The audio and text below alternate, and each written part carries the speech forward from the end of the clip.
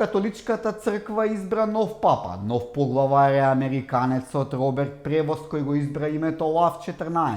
Колку политиката имаше улога во неговиот избор не знаеме, бидејќи нели она што го дискутира конклавата и самиот избор е најголема тајна.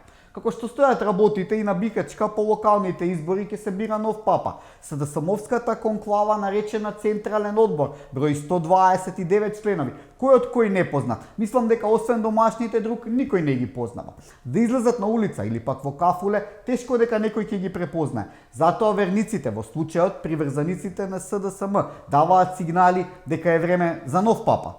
Не, со сегашниот папа е се во ред, фала Богу, и здравствено е добар. Има само една мана. Се дружи многу со поранешните папи кои абдицираа од тронот, откако видоа дека верниците не им веруваат и не им доаѓаат на мисија. Во тој случај има само едно решение – монтирање на оџак на Бикачка и избор на нов папа. Само кој да го изберат? Постарите кардинали се избркани од сегашниот папа или пак од оној кој сега е преоблечен во традиционална арапска облека и повеќе е во Дубај отколку на миса во партијата. Помладите кардинали пак се навикнати на лесен живет и не работа и затоа не доаѓаат во предвид да седнат на тронот на Бикачка.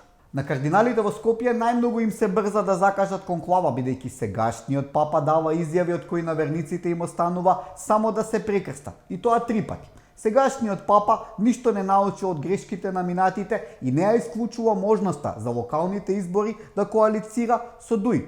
Со партијата од Мала Речица долго време беа во брак, па малку се подкара и сега папата сака да се смират, бидејќи црквата нели тешко дозволува разводи. Папата сега остро вели дека може да коалицираат, но оти сега ја научиле лекцијата и ќе барале да се почитуваат принципите. Немој, не ме радуј. Ете, на сегашниот папа му олесна и си призна дека има златна виза за Дубај. Лидер на СДСМ бил на стендбај, додека се снајде со работа во Емиратите. Со $500,000, колку што чини златна виза за Дубај, може што сака да работат со другар Музоки. Барем за бизнис ги бива и двајцата. За политика се виде дека не се. Пред периодот да се кандидирам за председател и за на партијата, односно претходно пратеник, бев во преговори со една болница во Дубај за работа таму.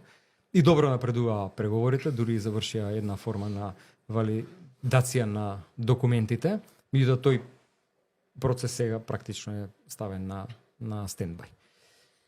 Чадот на Бикачка се очекува веднаш по локалните избори. Ако во Ватикан црниот чад значи дека не е избран нов папа, белиот чад на Бикачка, ако воопшто се појави, ќе значи дека е време за ремонт и оти моторот зарибал. Ќе се најде ли мајстор да го поправи или пак автомобилот од Бикачка ќе оди само во еден правец, кон Мала Речица. На коалицискиот партнер на Филипче уште не му е јасно како во Швајцарија можело да има 4 службени јазици, а во Македонија не можело 2. Сега команданте ќе ти објасна, многу е просто. Во Швајцарија не постои швајцарска националност, туку само швајцарски граѓани.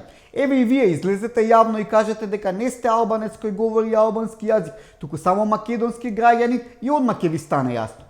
И уште нешто, ако не знаевте, албанец е основал Охридската архиепископија, а албанскиот јазик бил најстар. Ама па Али е доктор на науки, веројатно знае што зборува. Оваа недела премиерот Мицковски и министерот за здравство ќе го испијат кафето наречено Сиктер. Како што реков пред неколку епизоди, Таравари докажа дека не е играч за големи надпревари, туку за малски, локални. Поважно му е да биде ага во Гостивар отколку министер во Скопје.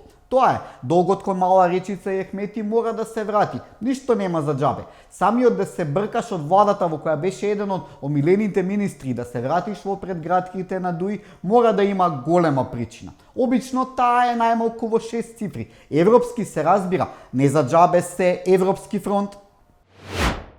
Високата представничка на ЕУ за надворешна политика Каја Калас како со сила да се труди македонските граѓани да ја замразат Европската унија и нивните така наречени демократски принципи.